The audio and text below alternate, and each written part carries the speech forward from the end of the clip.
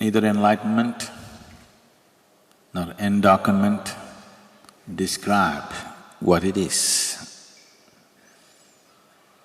That's why people said nothing. When they said nothing, you thought they're dumb.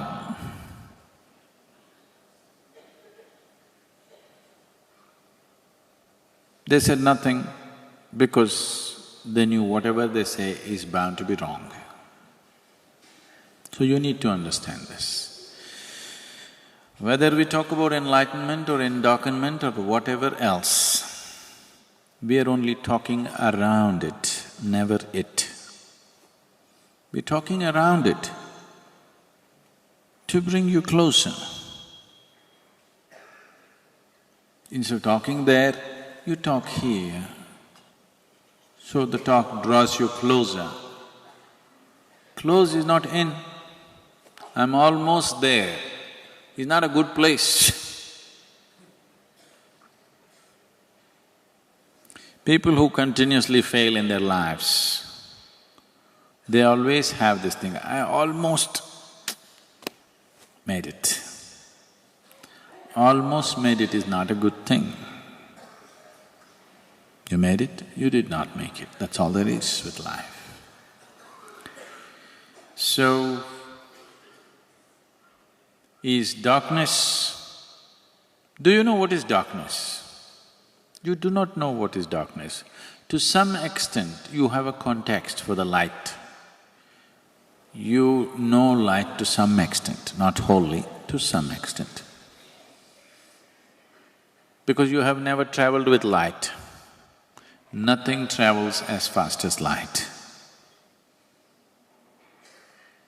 A few months ago, the European scientists who always been living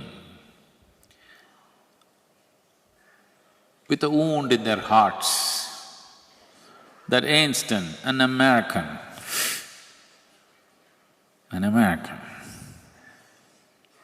he came out with this theory that they cannot disprove. So 2 months ago, the European scientists came up with this thing, that they found neutrinos which travel faster than light. And about 5 days ago, they came out or they admitted or somebody made them admit that there was a mistake in the measurement because of power outage. Because of a power outage, they mismeasured the thing and they thought neutrinos are going faster than light, but nothing is going faster than light as far as we know right now. But darkness is going faster than light. Because darkness need not go anywhere, it's everywhere. Something that is everywhere at the same time is definitely faster than that which travels, isn't it? You understand what I'm saying? Something travels from here to here, fast. But something is here also and here also at the same time. It is definitely faster, isn't it?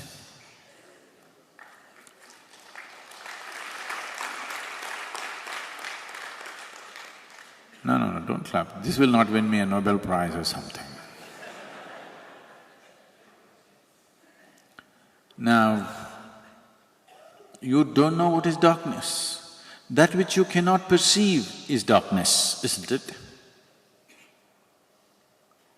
That which you cannot perceive is darkness. But there is no such thing as darkness. There is something called light, but there is no such thing as darkness. All that you do not know is in the dark, isn't it? All that you cannot perceive is in the dark. If you turn off the lights in this hall, you cannot see what's in front of you, so you're in darkness. If you could see, you're not in darkness. How you saw, whether because we turned on a light from outside or you managed to see by yourself, still darkness would not exist. There are many, many creatures in the forest which are right now foraging around, hunting, waiting for dinner, having dinner, doing so many things, no electric lights. You ask a tiger, what is darkness? He says, where is darkness? There's no darkness for him. He sees well enough in the day, he sees well enough in the night. Do you think in his experience anything looks dark? Nothing is darkness, because darkness never existed. That which is not in your perception is darkness. So we said, Shiva is the dark one, because he is that which you're yet to perceive. What you're yet to perceive is darkness. What you have perceived is light. So we prefer to call realization as enlightenment. It's definitely more appropriate because it's something that you have seen. Something that you have not seen is darkness. We cannot refer to one's realization to something that one has not seen. And what you have not perceived is a much bigger dimension than what you have perceived. That which is not, which we are right now referring to as darkness. See, right now, it is not the light which makes you see. I want you to get this straight.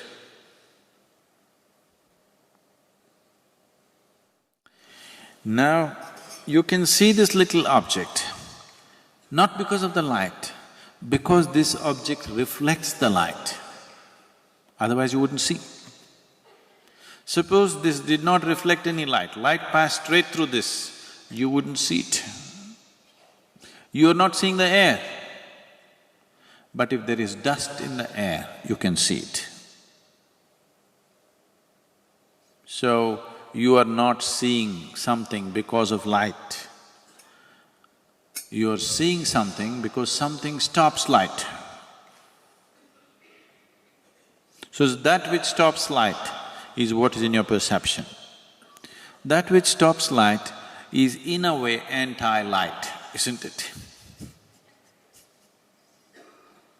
Anti-light should be darkness, but it is not. Darkness doesn't care. It allows light to pass through, nothing happens. Light is powerless in darkness, please see. Only if there is something which stops the light, light is an effective force. If nothing stops it, if you ignore it, it means nothing.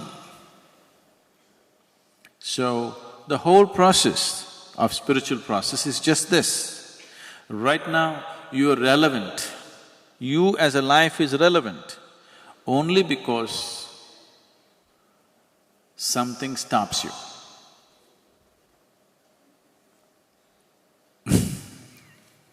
You don't like that? Let me put it in context for you. Something stops you means your body stops you, your wife stops you, your husband stops you, your job stops you, things around you stop you. Because you're bouncing off all these things, your life is relevant. If we stripped you of all these things, it's irrelevant, isn't it?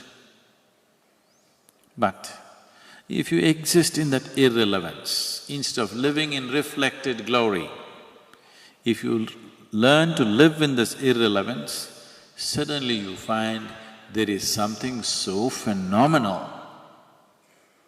Brahmacharya means just this, to make your life irrelevant, no context, simply here, nothing. There's nothing that you can bounce yourself off. No relationships, no friendships, no belonging, no nothing. Simply, if you learn to live like this, then the very boundless will open to you.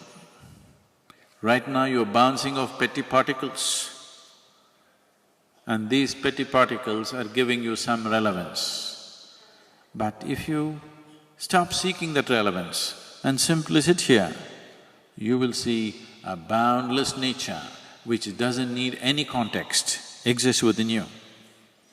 So that we can call it darkness, we can call it Shiva, we can call it Brahman, we can call it whatever.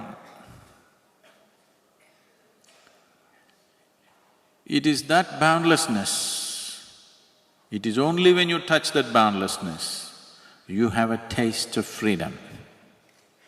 Till then, your very existence is relevant only because you're bouncing off something. If there's nothing to bounce off, you are like light. Light is irrelevant if nothing stops it. Even if you have a very powerful light, if nothing stops it, it's irrelevant because nobody will feel it. Only when something stops it, it becomes relevant. So, the delightment, enlightenment, these are just words.